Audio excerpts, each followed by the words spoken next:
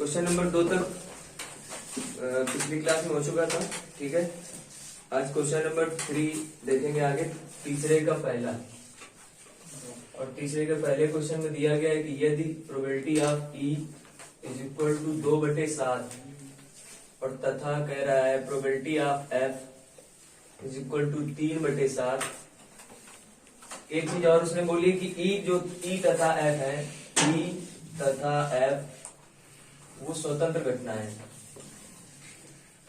और स्वतंत्र घटनाओं के लिए हमने कल बताया था कि जब स्वतंत्र घटनाएं होती हैं तो वो एक दूसरे पर आश्रित नहीं होती हैं। ठीक है ना। और इसके लिए उसने कहा है कि निकालिए probability of E intersection F, probability of E intersection F. तो हमने कल 2 घटनाएं बताई थी कि अगर दोनों एक साथ घटती हैं तो आश्रित होती हैं, ठीक है ना, एक दूसरे पर। तो उसके लिए अलग फंडा होता है कि probability of E intersection F अगर निकालते हैं तो प्रोबेबिलिटी ऑफ ई, एक घटना घट चुकी होती है तो उसका प्रभाव दूसरी पर पड़ता है इस तरीके से। क्यों भाई? अरे P probability of E F upon E, इस तरीके से नहीं बताया था क्या? ये वाला। ठीक है, तो ये इस स्वतंत्र घटना वाला केस नहीं है। स्वतंत्र घटना के लिए हमने बताया था कि जब घटना स्वतंत्र होगी तो probability of E upon F, अब क्योंकि एक दूसरे पर आश्रित नहीं होंगे तो प्रोबेबिलिटी ऑफ ई इंटू में प्रोबेबिलिटी ऑफ एफ, वैल्यू रख देंगे 2/7, 3/7, 6/49, 49। ठीक है, इसी प्रकार अगला सेकंड नंबर है। अब सेकंड नंबर में दिया गया है probability of A is equal to 3/5, probability of B is equal to 1/5। इसमें भी कह रहा है ए तथा बी स्वतंत्र घटना है तो probability of A intersection B ज्ञात करना है, सेम है, इसी तरीके से ज्ञात कर लीजिएगा। ठीक है, क्वेश्चन नंबर 4 का फर्स्ट नंबर कह रहा है घटनाएं ए तथा बी आपस में स्वतंत्र घटनाएं हैं यदि probability of A 0.35, probability of A union B 0.60, probability of B कह रहा है तो ज्ञात कीजिए, ये ज्ञात करना है। ये भी क्वेश्चन इस तरीके का कल हो चुका है। ठीक है, तो इसमें करना क्या है, probability of A union B is equal to probability of A plus probability of B minus probability of A intersection B, जिसमें से हमको ये तो वैल्यू पता है probability of A union B की, लेकिन थोड़ा सा आगे और सॉल्व कर लेंगे तो probability of A plus probability of B, इधर माइनस, इसको हम लिख सकते हैं क्योंकि स्वतंत्र घटना है तो प्रोबेबिलिटी ऑफ ए और इनटू में प्रोबेबिलिटी ऑफ बी। तो probability of A union B is equal to probability of A plus probability of B minus, यहां से एक काम करते हैं, प्रोबेबिलिटी ऑफ बी को कर लेते हैं कॉमन, तो अंदर बचेगा 1 माइनस प्रोबेबिलिटी ऑफ ए, सबका मान रख देंगे इधर।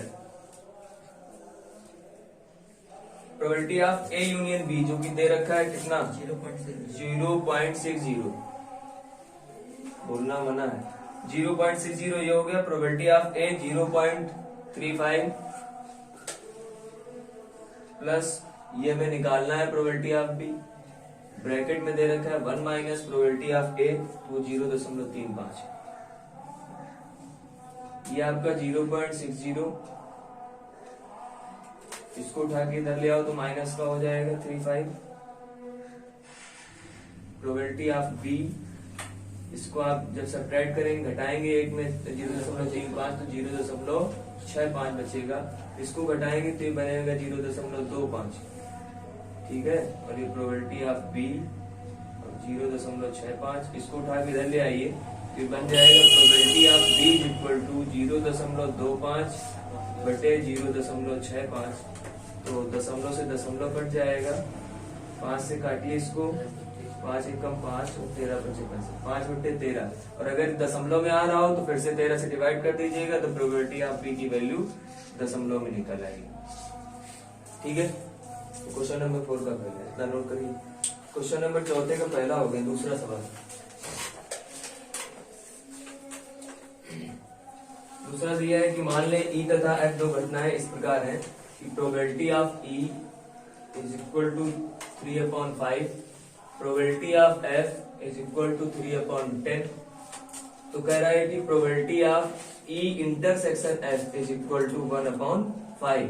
तो क्या ई तथा एफ स्वतंत्र घटनाएं हैं? अभी ये बोला नहीं गया है कि स्वतंत्र है कि नहीं है, पूछा गया है कि क्या ई तथा एफ स्वतंत्र घटनाएं हैं। तो स्वतंत्र घटनाओं के लिए हमने ये जो केस बताया था, probability of E intersection F is equal to probability of E और इनटू में प्रोबेबिलिटी ऑफ एफ। अगर ये सिद्ध हो जाए तो हमारा सवाल सही है, मतलब स्वतंत्र घटनाएं हैं, और अगर ना हो तो फिर नहीं है। ठीक, चलिए देख लेते हैं। तो probability of E intersection F जो कि दे रखा है 1/5, प्रोबेबिलिटी ऑफ ई इंटू में प्रोबेबिलिटी ऑफ एफ। अब ये भी अगर 1/5 निकला है तो फिर स्वतंत्र है, नहीं तो नहीं है। तो 3/5 और इंटू में 3/10 तो 9/50 ना निकलेगा। ठीक है, तो ये आपका जो है स्वतंत्र घटना नहीं है। चाहो तो इसको सॉल्व भी कर सकते हो, अगर कुछ हो तो। नहीं होगा, नहीं होगा। अगला देखिए 5 का फर्स्ट, 3 से कट जाएगा, 5 का फर्स्ट 50 कट जाएगा। फिर बोला बीच में, हमने जब बोल दिया नहीं कटेगा तो फिर नहीं कटेगा वो। Probability of A is equal to 3/5। Calculation कोई हो तो उसको आप लोग सॉल्व कर सकते हो, बीच में बताने की आवश्यकता नहीं। Probability of A intersection B का मान ज्ञात कीजिए जब ए और बी स्वतंत्र घटना है। सभी लोग कर लेंगे, ठीक है, समझ में आ गया ना? सबका यही फार्मूला वही वाला लगेगा, पीछे सवाल अभी करते चले हैं। सेकंड नंबर देखिए, जो कि ठीक है, सवाल अच्छा है, और इसमें बोल रहा है कि ए और बी सेकंड में भी 2 क्वेश्चन पूछी गई हैं, ठीक है ना? तो थोड़ा सा इसको हम साफ कर रहे हैं। किसी को नोट करना है, जल्दी करिए, अगर 2 मिनट नोट करना हो तो तुरंत करिए बस। Question number 5। अब 5 क्वेश्चन में 5 नंबर में 2 चीजें, ठीक है ना, 2 क्वेश्चन पूछे गए इस पे। तो देखिए दिया क्या क्या गया है, कह रहा है ए और बी ऐसी घटनाएं दी गई हैं जहां probability of A is equal to 1/2 और probability of A union B is equal to 3/5। इसके बाद कह रहा है probability of B is equal to P, और यहाँ कंफ्यूज ना होइएगा क्योंकि पॉइंट लगा के पी लिखा है, मतलब उसने कहा है कि पी का मान ज्ञात कीजिए, ठीक है, पी इंटू पी नहीं है वो। तो कह रहा है कि नंबर फर्स्ट में अब ज्ञात करना है घटनाएं, जब घटनाएं क्या हो, परस्पर अपवर्जी हो, परस्पर अपवर्जी हो। तो परस्पर अपवर्जी होने के लिए हमने 2 केस बताए थे। एक तो पहला हमने बताया था कि अगर इस पे हम probability of A intersection B की बात अगर करेंगे तो शून्य होता है, 5 होता है, जिसको हम शून्य बोलते हैं। और जब शून्य होता है तो अगर जब हम ये वाला फार्मूला लगाते हैं, probability of A union B is equal to probability of A plus probability of B plus minus probability of A intersection B, ठीक है। तो ये बन जाएगा आपका probability of A union B is equal to probability of A plus probability of B और ये -0। तो कुल मिला के जो टोटल केस बचता है वो हमारे पास ये बचता है, probability of A union B is equal to probability of A plus probability of B. जब भी अपवर्जी घटना पूछी जाए तो हमें ये सब नहीं लिखना है तमाम, केवल यही आप कंडीशन लिख सकते हो सीधे सीधे, ठीक है ना। ये याद है तो आप इसमें भी रख के 0 रख के तब भी कर सकते हो, बात एक ही। अब यहाँ से हमको पी की वैल्यू निकालनी है तो हम रख लेते हैं वैल्यू इसकी पहले 3/5 is equal to probability of A दिया है 1/2 और इसकी दी है पी। सॉल्व करेंगे तो 3/5 माइनस 1/2 बराबर पी। तो पी बराबर हो जाएगा, यहाँ से 10 बन जाएगा एलसीएम, ठीक है। डिवाइड करेंगे 6 माइनस 5 1/10, ठीक है ना। तो ये p इज इक्वल टू 1/10 आ जाएगा। एक तो ये आया। अब इसी के सेकंड नंबर के क्वेश्चन में कुछ कह रहा है। सेकंड नंबर क्वेश्चन में बोल रहा है कि घटनाएं स्वतंत्र हैं, घटनाएं स्वतंत्र, ठीक है ना। अब जब घटनाएं स्वतंत्र हो तो हमने बताया है कि फार्मूला कौन सा लगेगा, probability of A intersection B और is equal to probability of A और इनटू में प्रोबेबिलिटी ऑफ बी। तो अब यहां भी पी का मान निकालना है, क्यों भाई? लेकिन इंटरसेक्शन पहले निकालना पड़ेगा, ठीक है? तो इंटरसेक्शन कैसे निकालोगे, कहां से? यहां से निकलेगा, यहीं से, है ना, यूनियन वाले से। ये वाला फार्मूला यहाँ रखना पड़ेगा, क्योंकि एक वैल्यू दी गई है, बी निकालना पड़ेगा। तो इससे प्रोबेबिलिटी ऑफ बी की वैल्यू पी में निकालेंगे तो probability of A union B निकलेगा। ठीक, नोट करिए, पॉज करो, ओके बस, ठीक है। चलिए देखिए, अब इसमें भी देख लीजिए। इसको हमने बताया कि इसके लिए आपको करना क्या है, फार्मूला आपको इसकी जगह पे लगाना है, ये वाला, ठीक है? तो हमें पता है फार्मूला होता है हमारे पास कि probability of A intersection B is equal to probability of A plus probability of B minus probability of A union B. ठीक है, यूनियन दे रखा है हमको, इंटरसेक्शन नहीं पता है, इसकी जगह पे हम ये रख सकते हैं, ये फार्मूला, और इन पे जो भी दिया गया उसको उसी तरीके सॉल्व कर लेंगे। ठीक है, तो चलिए देखते हैं। इधर करेंगे probability of A into probability of B is equal to probability of A plus probability of B minus probability of A union B. A की value 1/2 into probability of B की पी है 1/2 पी 3/5। इसको और इसको उठा के सबको इधर ले आओ, जितने भी डिजिट वाले हैं, बाकी को उधर ले जाओ। तो कुल मिला के हमारे पास बचेगा ये 3/5 इधर आएगा, प्लस का हो जाएगा, ये माइनस का हो जाएगा जब इधर आएगा। ठीक है, अब ये उधर जाएगा तो माइनस का हो जाएगा, माइनस का p/2। इसको सॉल्व करेंगे तो ये बनेगा 10 6 माइनस 5 बराबर, इसको सॉल्व करेंगे तो ये बनेगा 2p माइनस p/2। 1/10 p/2, 2 इधर आ जाएगा तो बन जाएगा p बराबर 2/10। इसको सॉल्व कर देंगे तो आ जाएगा p बराबर 1/5। ठीक है ना? देखिए, दो केस थे इसमें, एक था आपका घटनाएं जब क्या हो, अपवर्जी हो। तो अपवर्जी घटनाओं में क्या होता है, हमने बताया था कि इंटरसेक्शन की वैल्यू 0 होती है, मतलब जो हमारा फार्मूला वो बनता है वो केवल इतना ही बनता है, प्लस वाले से। ठीक है ना? Probability of A union B is equal to probability of A plus probability of B. ठीक, और जब स्वतंत्र घटनाएं होती है तो स्वतंत्र घटनाओं में एक दूसरे पर आश्रित नहीं होती, इसलिए प्रोबेबिलिटी ऑफ ए और इनटू में प्रोबेबिलिटी ऑफ बी। ठीक, केवल इतना बनेगा। तो दोनों अपना नोट कर लीजिए आराम से। तो नंबर अगला देखिए 6 नंबर क्वेश्चन में दिया गया है कि दी गई घटनाएं ए और बी ऐसी हैं जहां probability of A is equal to 1/4। ठीक है ना? ये दिया गया है, probability of A is equal to 1/4, probability of B 1/2, probability of A intersection B 1/8।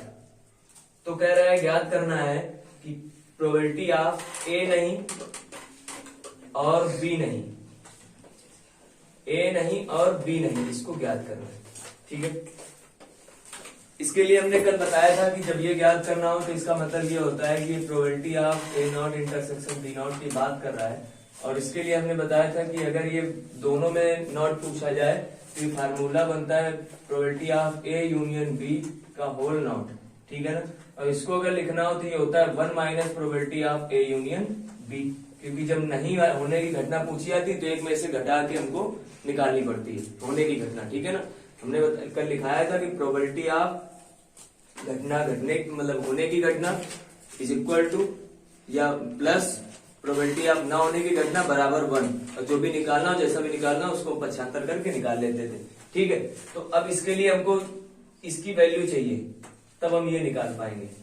ठीक, और उसकी वैल्यू के लिए हमें ये सब दिया गया है, तो इसके लिए फार्मूला होता है probability of A union B is equal to probability of A plus probability of B minus probability of A intersection B. सबका मान रख देंगे तो 1/4 1/2 माइनस 1/8, इनमें से 8 एलसीएम हो जाएगा 2 4 और माइनस का 1 6 5/8 ये आपका आ जाएगा probability of A union B. ठीक है, रख देंगे इस पे। तो हमें चाहिए probability of A not intersection B not, जो कि होता है 1 minus probability of A union B के। तो 1 माइनस 5/8 सॉल्व कर देंगे 3/8। ये probability of A not intersection B not, इसकी वैल्यू निकल आएगी। ठीक है, ये था छठवें का फर्स्ट नंबर। ठीक है, अगला सेकंड नंबर है, उसको भी थोड़ा सा देख लीजिए, बता चुके हैं, बस थोड़ा सा देख लीजिए।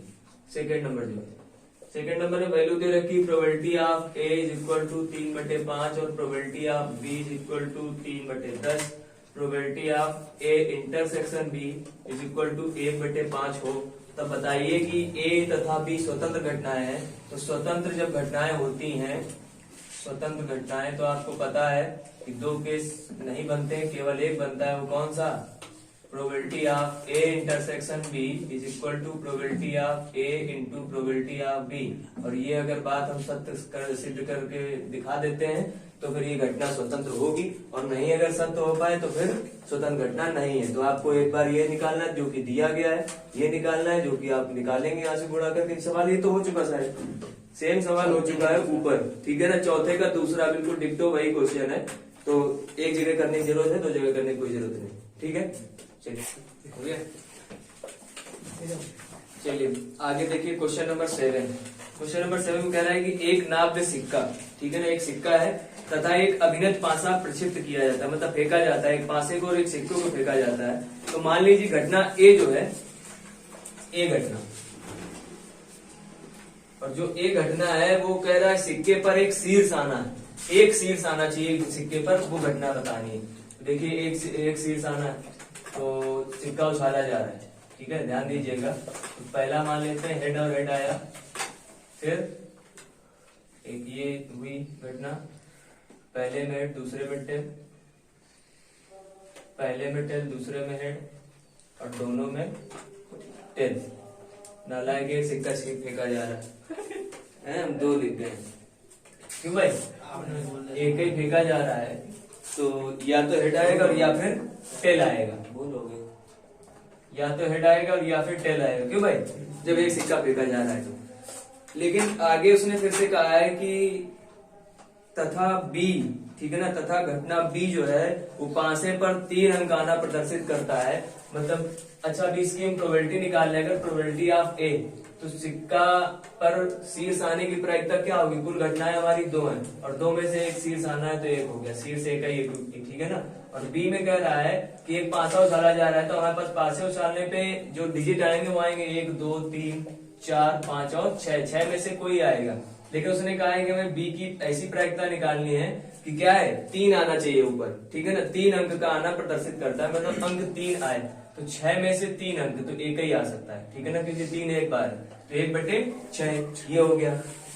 अब इसके बाद उसने कहा तो बताइए कि क्या ए तथा बी स्वतंत्र घटनाएं हैं, मतलब ए और बी क्या स्वतंत्र घटनाएं हैं, ये चीज उसने पूछी है। अब स्वतंत्र घटनाओं के लिए सबसे पहले हमें ये पता होना चाहिए, हमें निकालना पड़ेगा,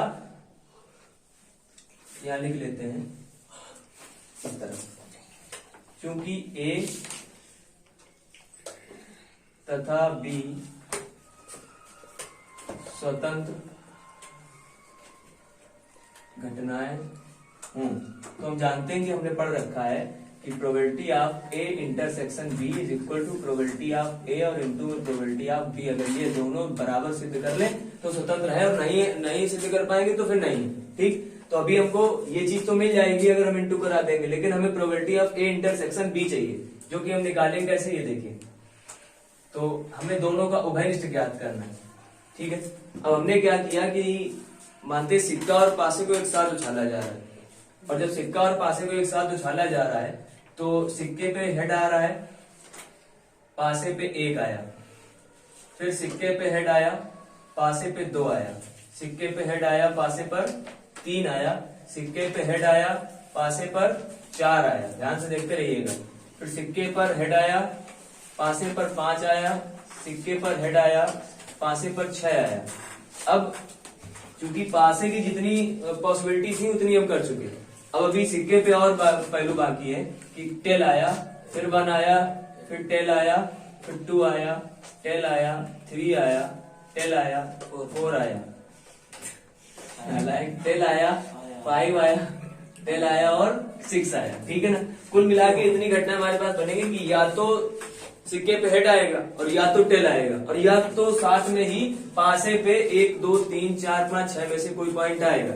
लेकिन उसने क्या बोला है कि क्या आना चाहिए, केवल 3 आना चाहिए। और किसके साथ, शीर्ष के साथ। मतलब पहले में कह रहा है एक शीर्ष आना चाहिए, तो जब एक शीर्ष आना चाहिए और इसमें क्या आ जाए, 3 आना चाहिए, तो दोनों में घटनाएं उभयनिष्ठ वो बनेगी अगर शीर्ष और 3 दोनों साथ में आ जाए।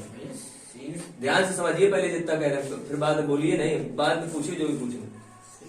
हमने कहा कि जो हेड आना है और अगर एक हेड आना है, हेड के साथ अगर 3 आ जाए तो दोनों घटनाएं हमें क्या हो जाएंगी, उभयनिष्ठ मिल जाएंगी कि हेड आ गया तो ये वाली सही है और 3 आ रहा है तो ये वाली सही है। तो एक घटना मिलेगी केवल ये हमारे पास।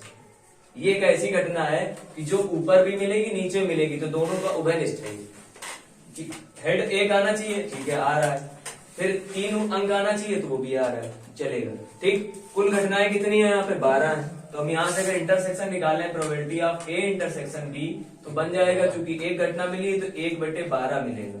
अब ये जो 1/12 आ गया है, इसी से हमें सिद्ध करना पड़ेगा। तो हमें निकालना पड़ेगा प्रोबेबिलिटी ऑफ ए और इनटू में probability of B is equal to, A की वैल्यू 1/2 है और बी की वैल्यू 1/6 है। सॉल्व कर देंगे, आ जाएगा 1/12। तो लिख देंगे, अतः probability of A intersection B is equal to probability of A into probability of B. ये आपका जो है आगे लिख देंगे। इसलिए घटनाएं ए तथा बी कैसी हैं, स्वतंत्र घटनाएं। ठीक है, तो ये आपका बन जाएगा, नोट कर लीजिए। चलिए देखिए क्वेश्चन नंबर 8। क्वेश्चन नंबर 8 है कि 52 पत्तों की एक गड्डी में से यादृच्छा बिना प्रतिस्थापित किए, प्रतिस्थापित का मतलब होता है मतलब कि अगर एक बार पत्ता निकाल लिया है तो वो निकला ही रहेगा, उसको अब दोबारा रखना नहीं। दूसरी प्रतिस्थापन का मतलब होता है कि उसकी जगह पे कुछ दूसरा रखा जाए। ठीक है ना। जैसे आप पक्षांतर करते हो ना, एक आपने पढ़ा होगा प्रतिस्थापित विधि से समीकरण हल करना। एक प्रतिस्थापन विधि होती है सब्स्टिट्यूशन मेथड, और एक होती है एलिमिनेशन विलोपन विधि। समीकरण जब सॉल्व किए थे, 2 चरराशियों के समीकरण हाई स्कूल में था, ठीक है ना, शायद चैप्टर नंबर 3 में था। तो उसमें जो है बताया गया था कि जब 2 विलोपन में क्या होता था कि हम x y और y में से किन्हीं दोनों में से किसी एक को बराबर कर लेते थे, काट देते थे, एक की वैल्यू निकल आती थी। ये विलोपन हुआ। प्रतिस्थापन में क्या होता था कि x का मान निकालना पड़ता था y को उधर पक्षांतर करके, मतलब x के मान y के पदों में, फिर x की जगह पे y के मान रखना पड़ता था, तब जाके निकलता था। फिर समीकरण 3 बनता था, जिसको उठा के हम उस पर रखते थे। ठीक है, ये चीज याद आई होगी। ठीक है, नहीं आई हो तो बहुत अच्छी बात है। चलिए आगे देखिए, 52 पत्तों की ताश की गड्डी। ठीक है ना, पत्ते 52। इसके बाद कह रहा है कि बिना प्रतिस्थापित के, मतलब एक बार पत्ता निकाल लिया गया तो दोबारा रखा नहीं गया और 2 पत्ते निकाले जाते, पहले 1 फिर 2। अब हमने कहा था कि इसमें अगर 2 काम एक साथ होते हैं तो हमें ध्यान ये देना है कि जब 2 घटनाएं एक साथ घटित हो रही तो एक दूसरे पर प्रभाव डालेंगी। अगर यहीं पर क्या करता, वो पत्ते रख देता, एक पत्ता निकाल कर एक रख देता, अभी कल बताया था हमने। तो एक पत्ता अगर निकाल के रखता है तो फिर से वही 52 पत्ते बन गए, तो फिर से अब एक दूसरे पर आश्रित नहीं होंगी, ठीक है ना। तो तब वो स्वतंत्र घटना होती थी, लेकिन ये स्वतंत्र घटना नहीं होगी। तो इस पे क्या है कि अगर एक निकाल लिया गया है तो बचेंगे हमारे पास फिर 51 पत्ते। ठीक है ना, फिर 51 में से निकालना पड़ेगा। तो कह रहा है कि दोनों पत्ते के काले रंग होने की प्रायिकता ज्ञात करनी है। ठीक है ना, दोनों पत्तों के। तो पहले मान लेते हैं पहले पत्ते के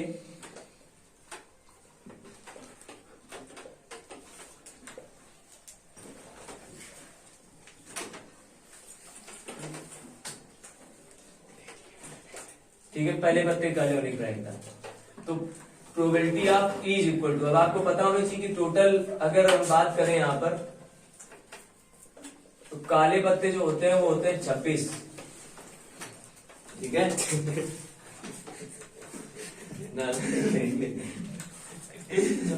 परेशान बेटो, मतलब कुल मिला के हमने बताए थे, ईंट होता है, शांति से बैठिए, पान होता है, चिड़ी होता है और कुमकुम, जिनमें से ये 2 लाल होते हैं और ये 2 काले होते हैं, ठीक है। तो 13 इसमें, 13 इसमें और 13 इसमें, 13 इसमें, कुल मिला के ये 26 हुए, ठीक है।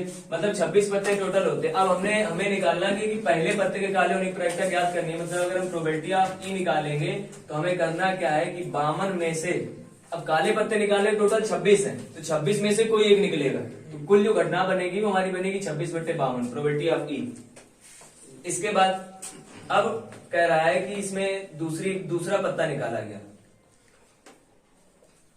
तो दूसरे पत्ते के काले होने की प्रायिकता,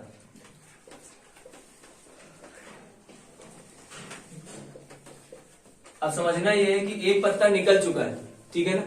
अब गड्डी में पत्ते जो बचे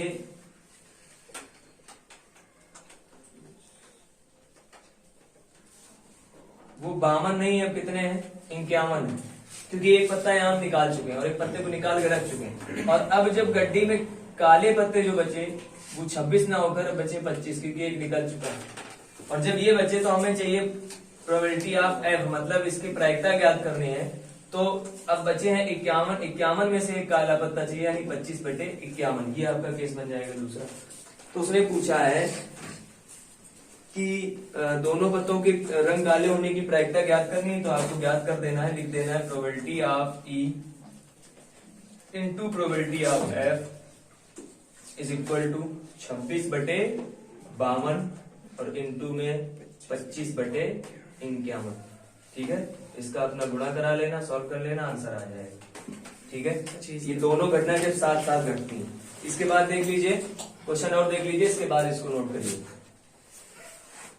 पहले पूरी बात कंप्लीट कर लेते हैं, फिर उसके बाद क्वेश्चन नंबर 9 में कह रहा है कि यदि ई तथा एफ ऐसी घटनाएं हैं कि probability of E is equal to 1/2, probability of E union F is equal to 3/5 और प्रोबेबिलिटी ऑफ एफ, तो अभी जो हमने 5वां बताया था जिसमें पी वाला, इसमें एक्स दे रखा है, सेम वही क्वेश्चन है, घटनाएं परस्पर अपवर्जी हैं और स्वतंत्र हैं, तो बिल्कुल उसी प्रकार से करना है, ठीक है। तो ये आप कर सकते हैं, कोई दिक्कत नहीं। 10वें में कह रहा है कि मान ले ए और बी स्वतंत्र घटनाएं, ए और बी जो है वो स्वतंत्र बता दिया उसने, और प्रोबेबिलिटी ऑफ ए दे रखा है 0.3 और प्रोबेबिलिटी ऑफ बी दे रखा है 0.4।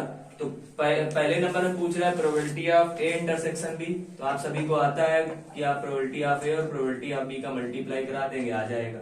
सेकंड नंबर में कह रहा है probability of A union B, तो इसके लिए आपको फार्मूला लगाना पड़ेगा, ये वाला probability of A, probability of B और minus probability of A intersection B, ठीक है। वैल्यू सबकी रख देना, इसकी निकाल चुके होंगे, रख देंगे, आंसर आ जाएगा। तीसरे नंबर में अगर ना भी ऐसे हो पाए तो फिर इसकी वैल्यू ये वाली रख देना, बात वही है, तब भी करना वही पड़ेगा। ये आप निकाल चुके होंगे, सीधे सीधे वैल्यू रख देना। ना ऐसे करना चाहो तो इसकी जगह पे आप ये फार्मूला रखो, तब इनको रखना पड़ेगा, बात वही आएगी, ठीक। तो कुल मिला के थर्ड नंबर में पहुंचिए। थर्ड नंबर में कह रहा है probability of A upon B, इसके लिए आपको पता है कि probability of A intersection B और अपॉन प्रोबेबिलिटी ऑफ बी, जो कि आप निकाल चुके होंगे, इंटरसेक्शन यहाँ से और बी दिया गया है, सॉल्व कर लेंगे। चौथा नंबर है, चौथे नंबर में कह रहा है probability of B upon A, जिसमें कि आपको पता है कि probability of B intersection A कर देंगे और अपॉन प्रोबेबिलिटी ऑफ ए कर देंगे। अब इसको भी आप बी करें चाहे ए करें, बात एक ही है, चाहे ए इंटरसेक्शन बी चाहे बी इंटरसेक्शन ए, ठीक है ना। तो इसकी वैल्यू ये दी गई होगी, इसी को हम ये लिख सकते हैं probability of A intersection B और अपॉन प्रोबेबिलिटी ऑफ ए, बस वैल्यू रख देंगे, सॉल्व हो जाएगा, ठीक है ना। तो आज की जो क्लास है वो बस यहीं तक रहेगी। क्वेश्चन नंबर 10 तक आप सभी को जो है आगे करके लाना है, और जो अगली क्लास में क्वेश्चन नंबर 11 से, ठीक है। तो मिलते हैं छोटे से ब्रेक के बाद, तब तक के लिए जय हिंद, जय भारत।